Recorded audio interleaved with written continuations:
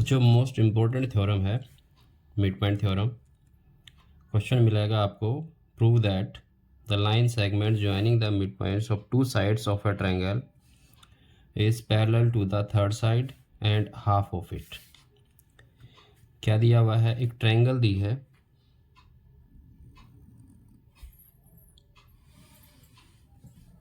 Suppose triangle लेते हैं हम ABC,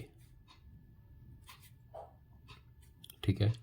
इस ट्रायंगल में क्या कहता है, एक लाइन सेगमेंट है जो दो साइड्स के मिड पॉइंट्स को ज्वाइन करता है।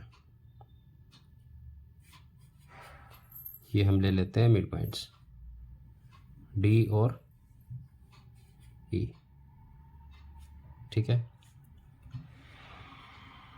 अब क्या कहता है कि line segment joining the mid points of two sides of a triangle is parallel to the third side.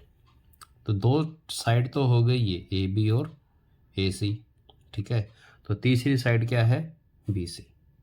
Third side को क्या करेगा, ये थर्ड साइड के पैरेलल है और इसका हाफ है, ठीक है। तो हमने क्या प्रूव करना है कि DE is parallel to BC और DE is half of BC। Clear? तो सबसे पहले गिवन है in triangle ABC D and E are the midpoints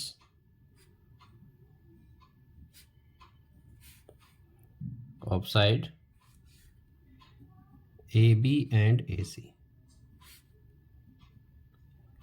ठीक है। और जो हमने प्रूव करना है, we have to prove that DE is parallel to BC and DE is equal to half of BC। क्लियर? इसके लिए हमें कंस्ट्रक्शन करनी पड़ेगी। क्या? Draw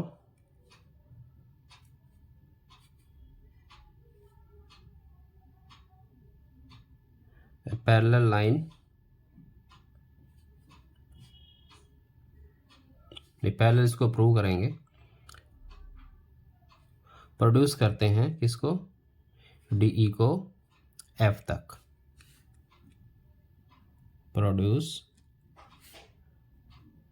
DE to F such that कि DE और EF इक्वल हो, such that DE equal to EF। Clear?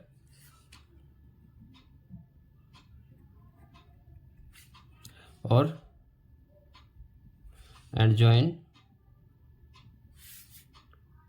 CF और CF को ज्वाइन कर देंगे, ठीक है। अब क्या करते हैं, सबसे पहले तो हम इन दोनों ट्रायंगल को, ठीक है, दोनों ट्रायंगल को कॉन्ग्रुएंट प्रूव कर लेंगे। अब इसमें ये E मिड पॉइंट दिया हुआ है AC का, तो यहाँ से AE इक्वल टू CE होगा। D को हमने EF के या FE के इक्वल बाई कंस्ट्रक्शन है, इक्वल ले लिया था हमने। और यहाँ से ये वाला एंगल कौन सा है? AED और CEF, ठीक है। ये दोनों ट्रायंगल कॉन्ग्रुएंट हो जाएंगी बाय साइड एंगल साइड से। देखो, तो in triangle AED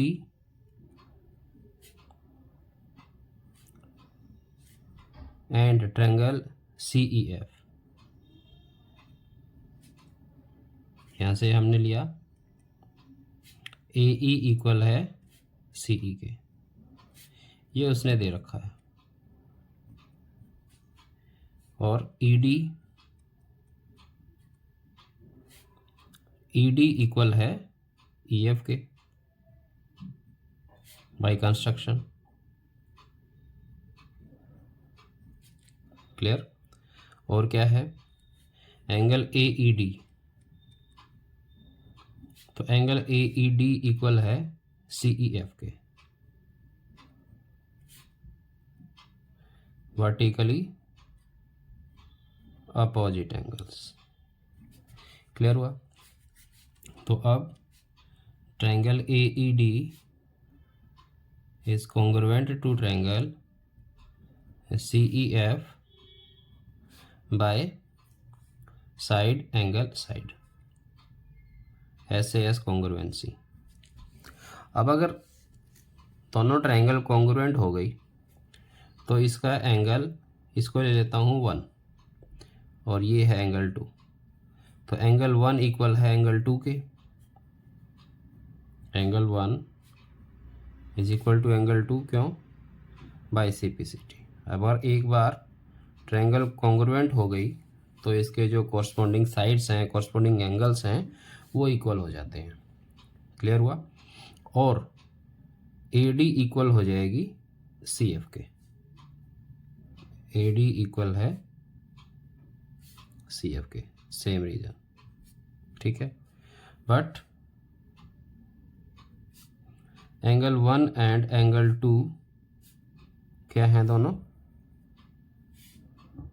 corresponding angles हैं, क्या नाम है, ऑल्टरनेट इंटीरियर एंगल्स हैं। देखो अगर ये लाइन देखते हैं हम, ये है A, ये है B और ये पॉइंट है हमारा D, और दूसरी लाइन है CF, C और F, ठीक है, ये वाली। तो ये अगर ट्रांसवर्सल हो तो ये वाले जो एंगल हैं ये इक्वल हो जाएंगे। तो ये तो एंगल 1 है और इधर से एंगल 2 है, ठीक है।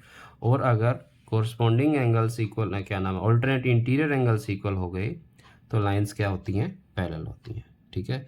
तो but angle 1 and 2 are alternate interior angles.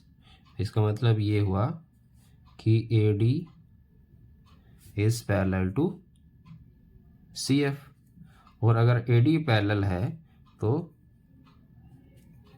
DB या BD is also parallel to CF, ठीक है। अब AD इक्वल भी है BD के, ठीक है। अगर AD BD के इक्वल है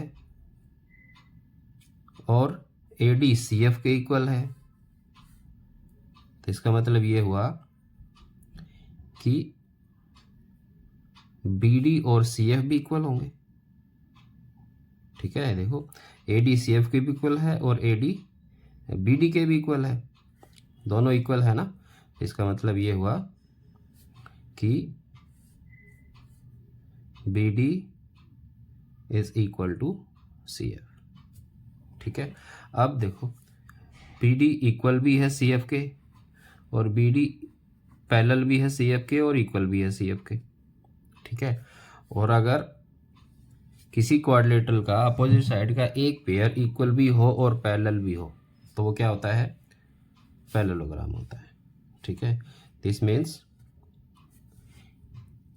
यहाँ लिख देता हूँ मैं कि BCFD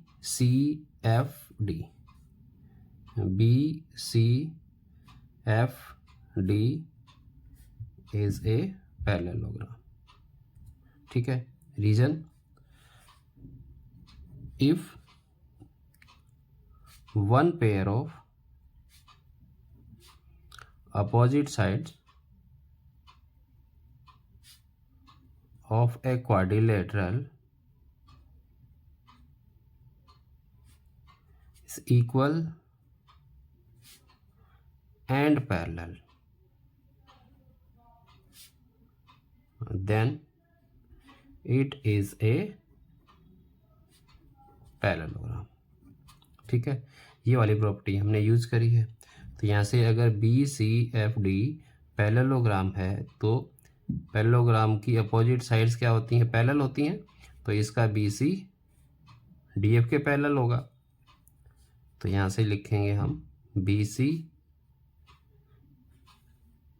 is parallel to D F, ठीक है।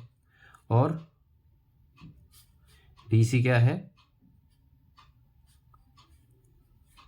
इक्वल भी है डी एफ के। क्लियर हो गया? क्या प्रॉपर्टी है कि opposite sides of a parallelogram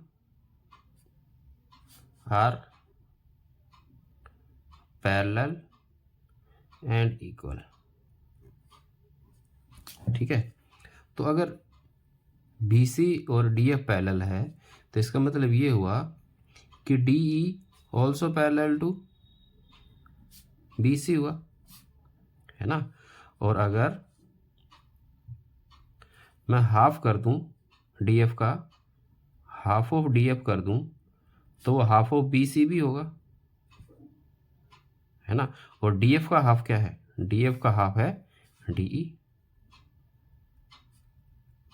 यही तो प्रूव करना था हमें, ठीक है। यहाँ मैंने इसको इधर लिखा, इसको कोई फर्क नहीं पड़ता है।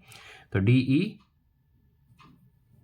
अगर डी एफ पैरेलल है तो डी ई ऑल्सो पैरेलल होगा, क्योंकि भाई अगर पैरेलल लाइंस होती हैं तो उनकी हमेशा जो डिस्टेंस होती है वो इक्वली तो होगी। तो यहाँ से ये वाला पार्ट पैरेलल है तो ये वाला पूरा पार्ट पैरेलल हो जाएगा, ठीक है ना।